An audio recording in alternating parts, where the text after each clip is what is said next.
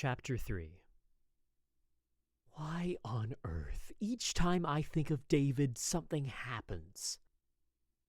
As soon as the sun came up, the wagon rocked. Belle was demanding her food, so I woke up. Half-dressed in shirt and trousers, I took the reins and headed out to the Great Plains. While the ladies grazed, I took my time to get some flowers. Yes, prairie poppies. When in the distance I spotted one of those prison wagons. The horses were being driven hard at full tilt. Curiosity kills the cat, people certainly say. I lifted my binoculars over my spectacles, and there he was. The bastard himself, chained up. Of course. I summoned him like a demon.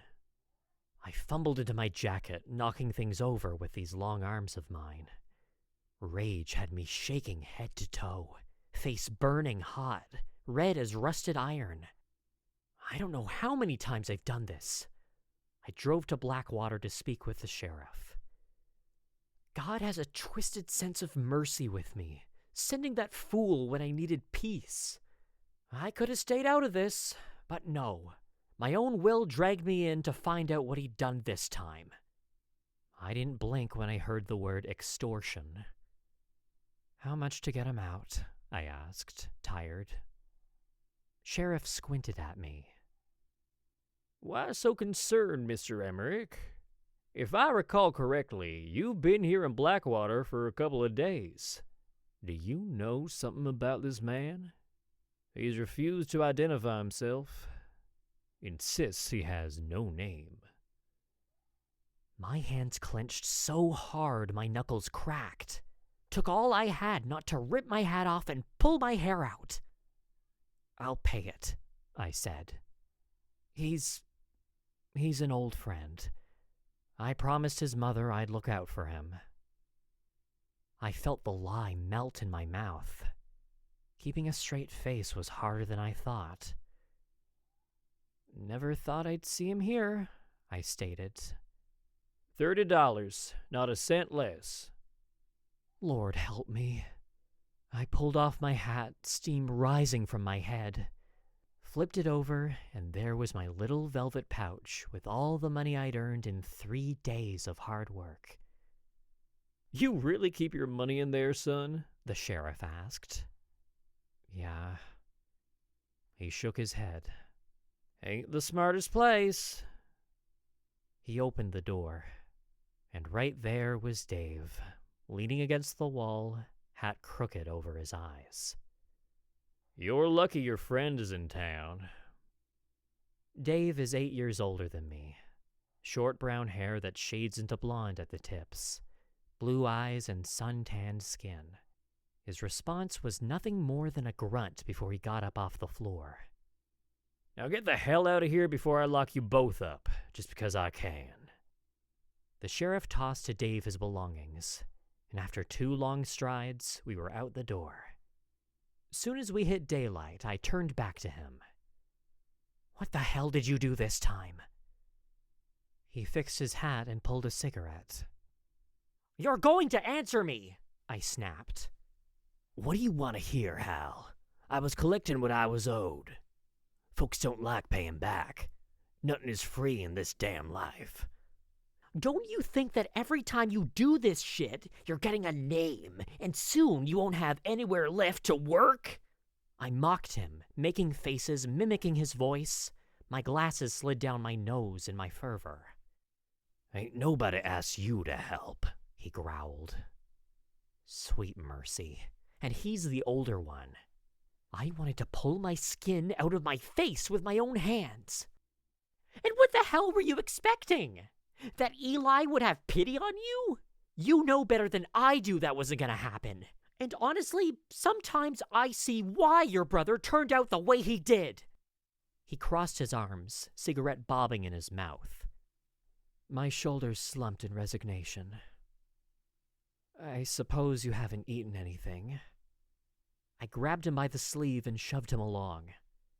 Go, saloon, and don't get me filthy.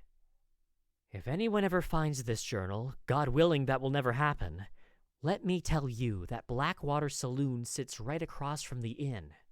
Today they had country chicken. Damn good if you care. How long have you been in Blackwater? Dave asked out of nowhere. Couple days. Bad luck followed me in. How's business? It'd be going a lot better if it weren't for the fact that every couple of months I have to pay someone's right-to-live fee. You didn't have to. Enough! I snapped. You know perfectly well why I do it and why it pisses me off. You know I'm trying to save the damn money to get a copy of my certificate back, but it's damn impossible if it all goes straight up to save your bloody ass. As soon as I raised my voice, the bartender glanced at us, worried the situation might escalate, so I had no choice but to keep eating. You want me to thank you, Hal? Wouldn't kill you. Thanks. I grunted. Can you believe what this idiot did? He laughed at me, right to my face. He ordered a beer, so I did the same. How are the girls doing? Fine. Rented a stall. Got their hooves checked. You'll need a new horse. Nah, Sheriff has her. They tied her up with the wagon horses. I downed my beer. Dave just laughed with his eyebrow cocked. What about Holly? I asked curiously. Holly? Yes, the girl you were seeing. Oh, yeah.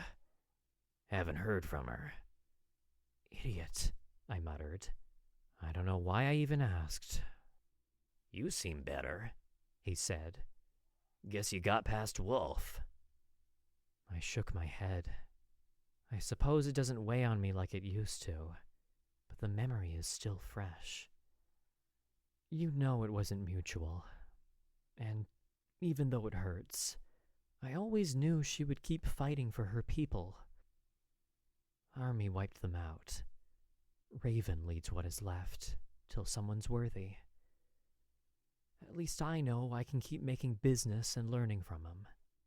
But yes, I can say my mind is at peace with her memory. Death is coming for us all, Hal. You know that very well. My chest tightened. Hunger, sickness, violence. It doesn't take much to end a life. Curiosity and kindness have their own part on that too. We paid and we stepped outside, back on the main street. I don't even remember what we were talking about when we passed in front of the Blackwater Grand Theater. Among the crowd of socialites, I saw her, head down, following a big, broad man. Daniel Carr, David muttered. Man's rolling in money. Huh? Innkeeper, rich as sin, and a ruthless bastard. Is he worse than your father? Close. Married a gal young enough to be his daughter. That one behind him. Something twisted hard inside me. I couldn't stop watching her. Dave slapped my shoulder. Hang on a sec. You're staring at her?